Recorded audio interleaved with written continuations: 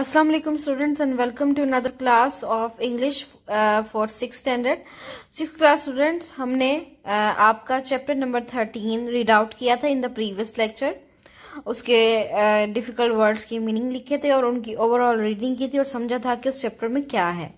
Happy Prince के बारे में हमने पढ़ा था कि किस तरह से वो हैप्पी प्रिंस का स्टैचू था और उसने अपने एक एक करके सारी चीजें जो है वो गरीबों में बांटी और उससे उसी से खुशी मिली और अल्लाह ताला भी उनसे खुश हुआ. आज हम इसके वर्ड्स मीनिंग करेंगे और इसके साथ साथ क्वेश्चन आंसर्स करेंगे और एक्सरसाइज करेंगे. तो सबसे पहले मैं आपको क्वेश्चन आंसर्स करवाने लगी हूँ. तो take out your pens and notebooks. आप इस वीडियो को पॉज करके या रिवाइंड करके इस काम को कंप्लीट कर सकते हैं और इन क्वेश्चंस के आंसर्स लिखते जाएं, नोट डाउन करते जाएं और स्पेलिंग मिस्टेक नहीं होनी चाहिए बच्चों. गौर से देख के फिर आप नोट डाउन करेंगे, ठीक है. Question number 1 is what do you know about the statue of the happy Prince? The beautiful statue of Happy Prince was standing in the center of the city. It was made of bronze but was inlaid with gold. The eyes were made of sapphires. A large ruby was stuck in the sword. ठीक है, इसका ये answer लिख लें और कुछ भी मुश्किल लगे तो इसके नीचे उर्दू में लिखा हुआ सब कुछ वो पढ़ सकते हैं आप.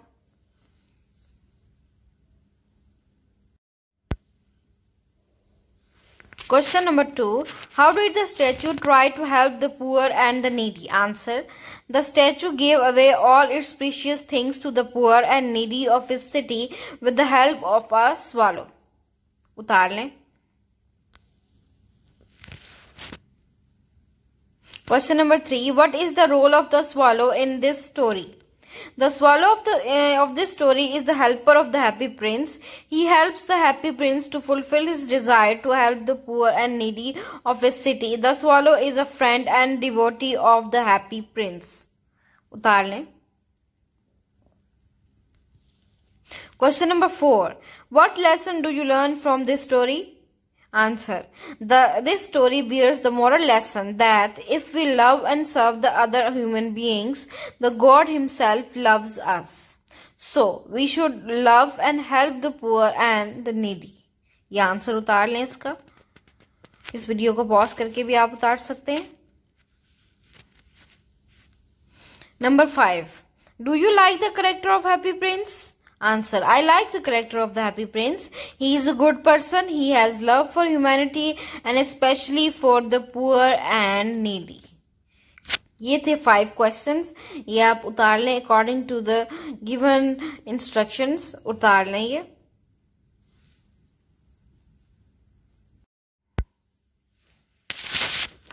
जी, क्वेश्चन आंसर्स के बाद हम आते हैं वर्ड्स मीनिंग पे और उसके बाद हम इसकी एक्सरसाइज सॉल्व करेंगे. तो वर्ड्स मीनिंग उतार लें. सिर्फ आपने उर्दू में इसके मीनिंग्स उतारने हैं, इंग्लिश मीनिंग्स नहीं उतारने. So here we go. सबसे पहला वर्ड है अलाइव. अलाइव का मतलब होता है बच्चों जिंदा, ठीक है. एंजल फरिश्ता. अजाइंड जिम्मे लगाना. डल धुंधला या कुंद जैन दोनों लिख लें. ब्रॉन्ज कांसी या तांबे का. फ्यूल ईंधन. हार्डशिप्स मुश्किलात. हेवन जन्नत. इनलेट सजाना. लेन गली. लीड सीसा लेड सीसा. मेल्ट पिघलना. रूबी याकूत, ठीक है. उर्दू में उस कीमती पत्थर को याकूब कहा जाता है. सफायर को नीलम कहा जाता है, ठीक है. स्टैच्यू मुजस्मा. स्टडेड जमा हुआ. स्वालो अबाबील. सिंपथी हमदर्दी और अगली होता है बच्चों बदसूरत. ये सारे वर्ड्स मीनिंग आप अपनी कॉपीज में उतार लें. इंग्लिश मीनिंग्स उतारने की जरूरत नहीं है. सिनोनिम्स आपको सिर्फ उर्दू में इसके मीनिंग्स उतारने हैं, ठीक है. आए हम अब इसकी एक्सरसाइज सॉल्व करते हैं बकिया. जी, अब हम एक्सरसाइज सॉल्व करते हैं. The elements of the story. इसमें थोड़े क्वेश्चंस हैं, उसके आंसर्स लिखने होंगे आपको. इस कहानी में कौन सा दौर पेश किया गया है? What time is mentioned in the story? Answer. ये आप लिख लेंगे अपने नोटबुक्स में क्वेश्चन आंसर्स की ही तरह, ठीक है. The time mentioned in the story relates to ancient period when there were kings and princes in this world. Number 2, where do the scenes take place? The scenes took place in a city. Number 3, how many characters are there in the story? Answer, there are 2 main characters in this story. Number 4, are they human, animal or imaginary characters? The characters of the story are imaginary, consisting of a prince and a swallow. Number 5, how many events, incidents are mentioned in this story? Answer, many events, incidents have been mentioned in this story. Many, ठीक है. Number 6, what is the beginning of this story? The beginning of this story is about beautiful statue standing in the middle of a city. A swallow comes there and meets the statue. ये beginning है, ठीक है, शुरुआत. Number 7, what is the middle of the story? दरमियान में क्या हुआ था स्टोरी के? In the middle of the story, deeds of kindness of the holy prince have been given. Number 8, what is the ending of the story? आखिर में क्या हुआ था स्टोरी के? In the end of the story, God is pleased with the happy prince and the swallow. He gives them place in his heaven. ठीक है. Question number 9, what message the writer gives in this story? In this story, the writer gives the message that the real happiness is in the service of the others. ये message है, ठीक है. और ये in the this नहीं है बल्कि in this story है. the काट दें बीच में से, उतार लें ये आंसर, ठीक है. इसके बाद आ जाता है grammar part. Words that occur only in Plurals. बच्चों कुछ ऐसे वर्ड्स होते हैं जो जिनकी सिर्फ जमा में होते हैं. जैसे सीजर्स, कभी सीजर नहीं होगी, सीजर्स होती है क्योंकि 2 पार्ट्स होते हैं सीजर्स के, इसलिए सीजर्स, ठीक है. जैसे हैंडकफ्स, जैसे टाइट्स, ट्राउजर्स, शॉर्ट्स, ब्रेसेस, ये देखें लिखा हुआ है, ठीक है. तो इसमें से बच्चों हमें ये बताने हैं, इनके सेंटेंसेस बनाने हैं. तो हैंडकफ्स कहते हैं हथकड़ी को. हथकड़ियां 2 होती हैं इसलिए वो हमेशा प्लूरल में होगी. एक हैंडकफ कभी नहीं गिनी जाती बल्कि दोनों हैंडकफ्स को कहा जाता है. तो ऐसे वर्ड्स बच्चों सिर्फ प्लूरल्स में पाए जाते हैं. अब हम इसके सेंटेंसेस बनाते हैं. हैंडकफ्स का सेंटेंस बना ले. Police uses handcuffs to arrest a criminal. Criminal की स्पेलिंग होते हैं बच्चों CRIMINAL. ये इन्होंने गलत लिखे हैं. प्लायर्स, प्लायर्स कहते हैं बच्चों प्लास को. प्लास के भी 2 हिस्से होते हैं जैसे सीजर्स के होते हैं, तो इसीलिए इसको भी हमेशा प्लूरल में बोलते हैं. He loosen the screw with a help of a pliers, ठीक है, ऑफ आ प्लायर्स. ये प्लूरल में है लेकिन एक है, ठीक है. एक प्लास होता है लेकिन उसके 2 पार्ट्स होते हैं, तो इसलिए इसको हमेशा प्लूरल में बोलते हैं. टंग्स, टंग्स कहते हैं चिमटे को, ठीक है. He picked a burning coal with a tong. Scissors, she cut the cloth with the scissors, ठीक है. अब आपको समझ आ गई कि ये वर्ड्स हमेशा प्लूरल में होते हैं, इनकी जमा होती है, इनका वाहिद नहीं होता. टाइट्स, चुस्त पैजामा. The small girl was wearing tights, जो बिल्कुल साथ जुड़े होते हैं ना, टाइट्स आपने पहने भी होंगे कभी. Trousers, he had no new trousers. पजामे को कहते हैं ट्राउजर्स को. शॉर्ट्स, शॉर्ट्स कहते हैं निकर को बच्चों. The football players wear shorts, ठीक है. फुटबॉल प्लेयर्स को भी आपने देखा होगा कि उन्होंने शॉर्ट्स पहनी होती है, निकरें पहनी होती हैं. ब्रेसेस, पतलून के तस्मे, ठीक है. The old man use braces to hold their trousers in place, ठीक है. लेगिंग्स, टांगों का हिफाजती लिबास. The girl child was wearing leggings. अब लेगिंग्स भी 2 होती हैं, यानी कि 2 टांगे हैं तो 2 ही उसके पार्ट्स होते हैं, तो इसलिए ये हमेशा जमा में बोला जाएगा, कभी भी वाहिद नहीं होगा. तो ये ऐसे वर्ड्स हैं बच्चों जो हमेशा जमा होते हैं, प्लूरल्स होते हैं.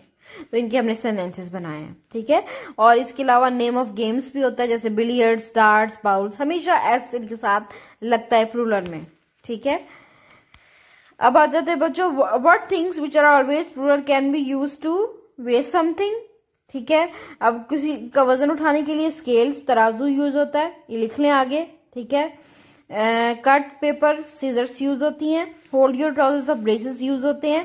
Keep a business hands together, handcuffs use होती हैं. और वियर ऑन आइज होती हैं, ग्लास, स्पेक्टेकल्स या ग्लासेस भी आप कह सकते हैं, ठीक है. तो इस तरह से बच्चों आप इसके सामने लिख सकते हैं, जो कि सिर्फ जमा अल्फाज होते हैं, वाहिद इनका नहीं होता. बोले ये वाहिद ही जाते हैं, हथकड़ी एक ही होती है लेकिन उसके 2 पार्ट्स होते हैं, इसलिए इंग्लिश में उसको हम हैंडकफ्स बोलते हैं, हैंडकफ नहीं बोलते. Number C, how many articles on the clothes line are plural nouns. Write their names in your notebooks. ठीक है. There are 4 clothes which are plural nouns. ठीक है. ये वाले बच्चों जो कपड़ों के बारे में जिक्र हो रहा है कि जैसे टाइट्स, ट्राउजर्स, सॉक्स, शॉर्ट्स. ठीक है, ये लिख लें. आगे बच्चों कंपाउंड वर्ड्स या मुरक्कब अल्फाज. कंपाउंड वर्ड्स बच्चों वो होते हैं जो कि 2 या 2 से ज्यादा वर्ड्स के मिलाप से बनते हैं. जैसे कप बर्ड. ठीक है, जैसे लेडी बर्ड, जैसे बटरफ्लाई, यानी कि 2 वर्ड्स को आपस में जोड़ा है. ये देखें, कप और बोर्ड को जोड़ा तो कबर्ड बन गया, लेडी और बर्ड को जोड़ा तो लेडी बर्ड बन गया, बटर और फ्लाई को जोड़ा तो बटरफ्लाई बन गया. यानी कि दोनों वर्ड्स मीनिंग तो देते हैं लेकिन दोनों साथ जोड़ लें तो तब भी वो मीनिंग्स देते हैं. इस तरह के वर्ड्स को बच्चों कहते हैं कंपाउंड वर्ड्स. Tooth brush. ठीक है, अब आपको समझ आ गई होगी. मुरक्कब अल्फाज होते हैं. इसके अलावा पंक्चुएशन आ जाता है. रमूज और काफ के बारे में हम जानेंगे. पंक्चुएशन कैसे करते हैं हम, कि punctuation full stop, comma, sign of interrogation. अगर आप कहीं भी जैसे कोई भी लफ्ज आप बोलने लगे हैं तो आप रुक जाएंगे जब जहां जुमला खत्म हो गया, फुल स्टॉप डाल दिया. जहां आपने थोड़ा सा रुक के फिर आगे बोलना है वहां कोमा डाल दिया. जहां आप सवाल कर रहे हैं वहां आपने सवाली निशान डाल दिया. अगर आप ये सब कुछ यूज करेंगे तो अगले को पता चलेगा कि लिखाई में आप क्या कहना चाह रहे हैं, किस तरह से कहना चाह रहे हैं, कहाँ जुमला खत्म हो रहा है. तो इसलिए ये रमूज और काफ बहुत जरूरी है, पंक्चुएशन.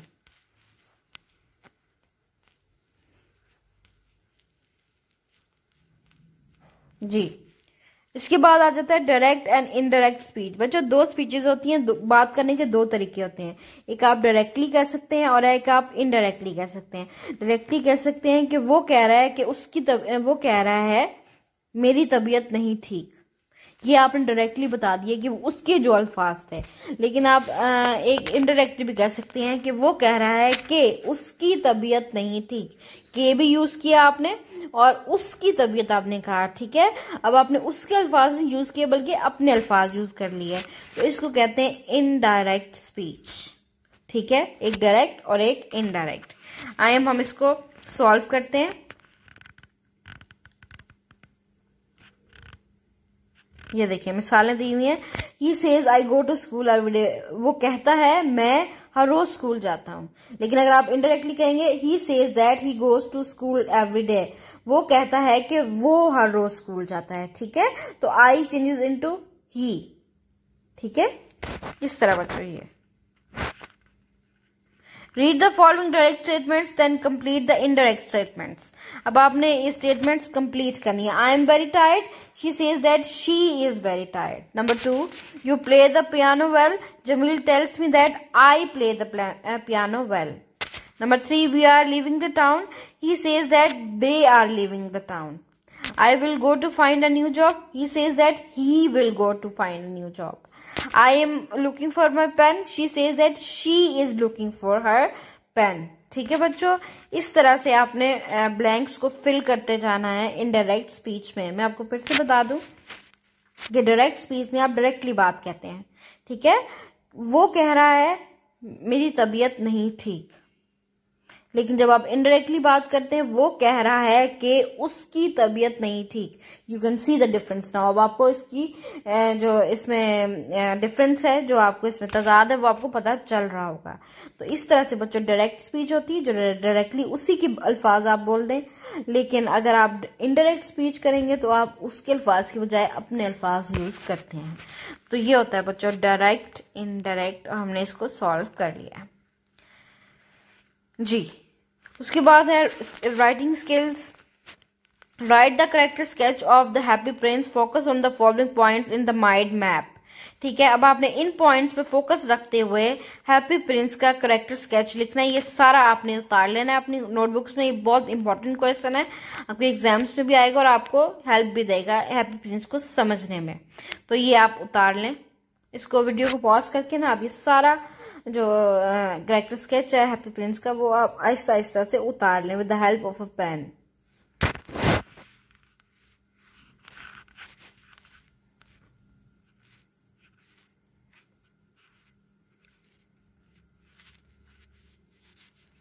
जी, तो इसके अलावा ये वर्ड्स मीनिंग आ गए और इसके साथ ही हमारे इस चैप्टर का जो है एक्सरसाइज खत्म होती है। मल्टीपल चॉइस क्वेश्चंस थोड़े से रह गए, वो मैं आपको करवाती हूँ। MCQs. The figure of Happy Prince was inlaid with gold. D. Number 2. There stood a bronze statue of Happy Prince in the heart of the city. C. पे टिक कर दें। The eyes of the statue of Happy Prince were made of sapphire. B. टिक कर दें। In sword was struck a large ruby. B. पे टिक कर दें। और number 5 है The statue of Happy Prince was made of bronze. D. पे टिक कर दें। ठीक है। Number 6. One night a little swallow flew over the city. He was looking for a place to sleep. C पे टिक कर दें। Number 7. The little swallow flew towards the statue to sleep between the feet of the Happy Prince. B. The little swallow looked towards the face of Happy Prince the first time because a drop of water fell on her. C पे टिक कर दें। ठीक है। इसके साथ ही बच्चों आपकी exercise complete होती है चैप्टर नंबर 13 की और आपकी ओवरऑल सिलेबस और बुक की। सो आपने अपने सारे सिलेबस को अच्छी तरीके से अपनी कॉपीज में नोट डाउन करना है, साथ साथ समझना है और साथ साथ चैप्टर्स के जो अंदरूनी मीनिंग्स हैं, जो छुपे हुए मीनिंग्स हैं, जो आपको समझाने की खातिर लिखे गए हैं, उनको भी समझना है। सिर्फ इनको लिखने की खातिर नहीं पढ़ना। सो जो भी आपको मुश्किल लगे आप मुझसे पूछ सकते हैं और साथ साथ इनकी उर्दू भी दी हुई, आप यहाँ से भी पढ़ सकते हैं और मुझसे भी कंसल्ट कर सकते हैं। सो इंशाल्लाह हम इन द नेक्स्ट लेक्चर्स हम इंग्लिश बी का काम करेंगे and we shall start the grammar work also.